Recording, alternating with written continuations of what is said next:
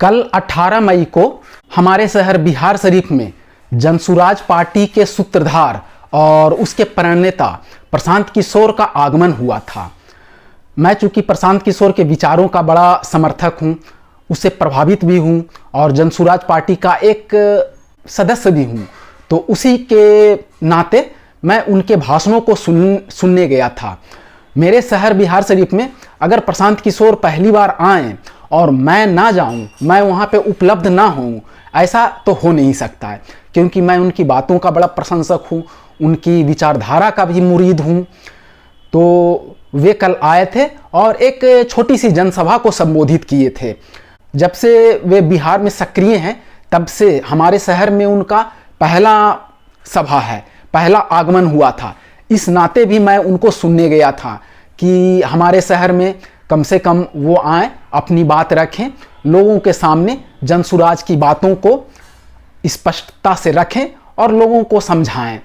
मैं उनका प्रशंसक क्यों हूं और जनसुराज की बातों से प्रभावित क्यों हूं, उसके पीछे एक मूल कारण यही है कि बिहार में पहला कोई व्यक्ति है जो बिहार का ही रहने वाला है और बिहार की दुर्दशा के बारे में जोर शोर से उठा रहा है। सबसे पहला व्यक्ति है जो बिहार के राज्य स्तरीय फलक पर या राष्ट्रीय फलक पर यह विचार का बीजारोपण किया है कि बिहार देश का सबसे कमजोर, सबसे अशिक्षित, सबसे बेरोजगारी वाला राज्य है, सबसे पलायनग्रस्त राज्य है और इसकी दुर्दशा के क्या कारण है और उस दुर्दशा से निकलने का समाधान क्या है, वह भी प्रशांत किशोर बताते हैं। उस दुर्दशा से निकलने का सबसे बड़ा वो कारण ये बताते हैं, बिहार के लोगों की सबसे बड़ी समस्या यह है कि वे अपनी समस्या के ऊपर वोट नहीं देते हैं। अगर वे अपनी समस्या के ऊपर अशिक्षा, बेरोजगारी, पलायन या खराब स्वास्थ्य व्यवस्था, भ्रष्टाचार इत्यादि के ऊपर अगर वह वोट डालने लगे तो ये सब समस्या आज न कल बहुत ही कम समय में ये समस्या समाप्त हो जाएगी। उनके इसी राजनीतिक विचारों की स्पष्टता के कारण मैं उनका बहुत बड़ा प्रशंसक हूं और उनका मुरीद हूं और जहां भी मौका मिलता है उनके भाषणों को सुनने जाता हूं और सोशल मीडिया पर शेयर भी करता हूं।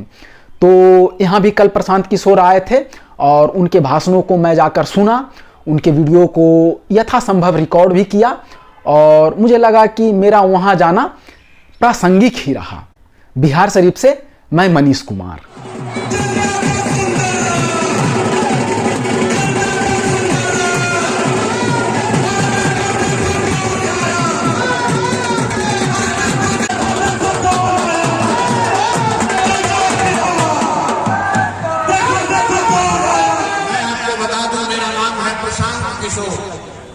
और हम नेता नहीं है रे भाई, बिहार के एक साधारण परिवार के लड़के हैं। माता पिता का आशीर्वाद है, ऊपर वाले की कृपा है, जीवन में कुछ हासिल कर लिए। लोग बताता है कि पिछला 10 वर्ष में हमने जिसको सलाह दे दिया, जिसका हाथ पकड़ लिए, वही आदमी जीत के राजा हो गया। एक बार नीतीश बाबू का भी हाथ पकड़े, उन्हें जीत के राजा हो। लेकिन 3 बरस पहले हमने उस काम को छोड़ दिया। अब आप कहिएगा कि जिस काम को करके इतना नाम, पैसा, शोहरत कमाए हैं, वो काम छोड़ के क्या दशा बनाए हैं, गली गली घूम रहे हैं। भैया काम को इसलिए छोड़े कि 10 बरस बड़े बड़े दल और नेताओं को जिता कर देखा। नेता और दल के जीतने से जनता का जीवन नहीं बदलता। ये आपको हमको लगता है कि हमारा दल जीत गया, हमारा नेता जीत गया, हमारा जात वाला जीत गया, हमारा नालंदा वाला जीत गया। जो जीत गया वो जीत के हेलीकॉप्टर पर गया और आपके बच्चे जहां थे वहीं रह गए। तो हमें यह अनुभव हुआ कि अगर भगवान ने हमें ये शक्ति बुद्धि दी है कि जिसको सलाह दे दें उसका जीवन सुधर सकता है, तो नेता और दल को तो बहुत सलाह दे दिए, एक बार चल के बिहार की जनता को सलाह देते हैं ताकि आपका जिंदगी बदले और आपके बच्चे भी जीत कर आए। इसीलिए यहाँ पर आए हैं इस सभा में। वोट नहीं मांगते हैं, वोट जिसको मन है उसको दीजिए, लेकिन जो रास्ता बताएंगे वैसे दीजिएगा।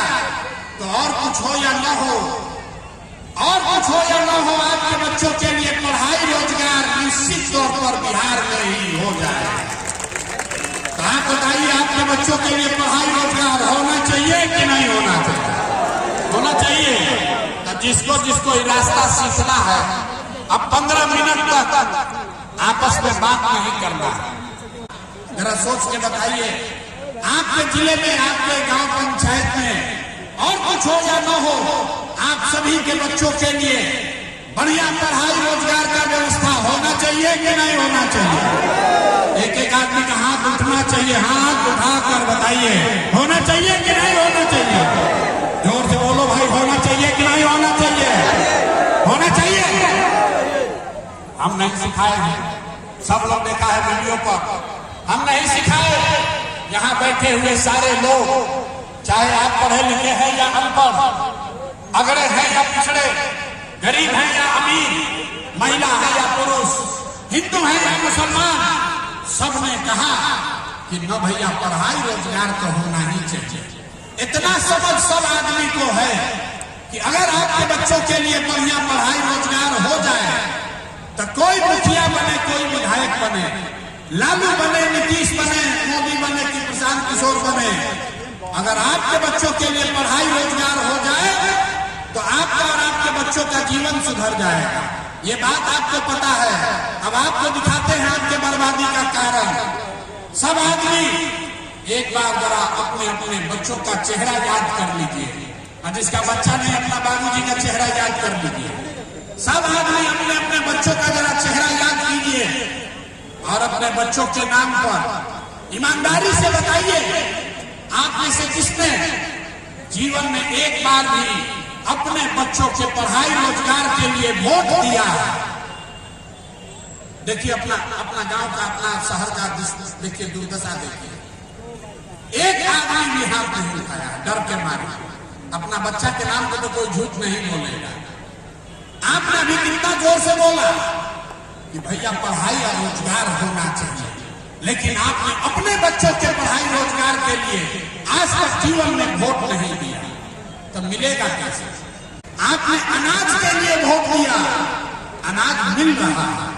आपने मंदिर के लिए वोट दिया, मंदिर बना है। आपने बिजली के लिए वोट दिया, बिजली मिली है। आपने सिलेंडर के लिए वोट दिया, सिलेंडर बना है। आपने गुजरात के विकास के लिए वोट दिया, गुजरात में विकास हो रहा है। आपने अपने बच्चों के पढ़ाई रोजगार के लिए वोट नहीं दिया, इसलिए आपके बच्चे गरीब और अनपढ़ हैं। यही बात बताने के लिए आए हैं।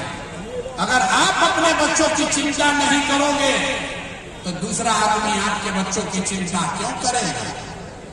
काहे करेगा अपने बच्चों की चिंता? एक रास्ता याद रखना है, एक संकल्प, अगली बार वोट एक बार अपने बेटे अपने भाई का बात मानिए। अगली बार वोट किसी नेता को नहीं, दल को नहीं, जाति को नहीं, 5 किलो अनाज के लिए नहीं, मंदिर मस्जिद के लिए नहीं, एक बार वोट अपने अपने बच्चों के पढ़ाई और रोजगार के लिए देना है, अपने बच्चों के लिए देना है। अरे भाई, बहुत आदमी कह रहा है कि प्रशांत किशोर बड़ा अच्छा बतियाते हैं, लेकिन अभी समय लगेगा, 5 वर्ष और मेहनत करना पड़ेगा। तो हम हंसते हैं, अरे भाई अभी 30 वर्ष कुछ चाहने के बाद अभी मन नहीं भरा, 5 वर्ष और कुछ आना चाहते हैं। अभी बदलाव चाहिए कि 5 वर्ष के बाद बदलाव चाहिए?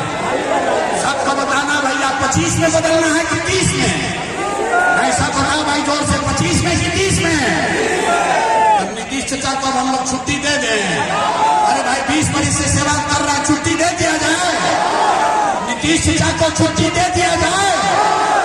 अब मोदी जी आकर कहेंगे कि न दे दिया जाए, नहीं तो दिया जाएगा कि नहीं? मोदी का बात मानिएगा ना? मोदी का बहुत भक्त लोग यहाँ बैठा है, बोलो भाई मोदी का बात मानिएगा?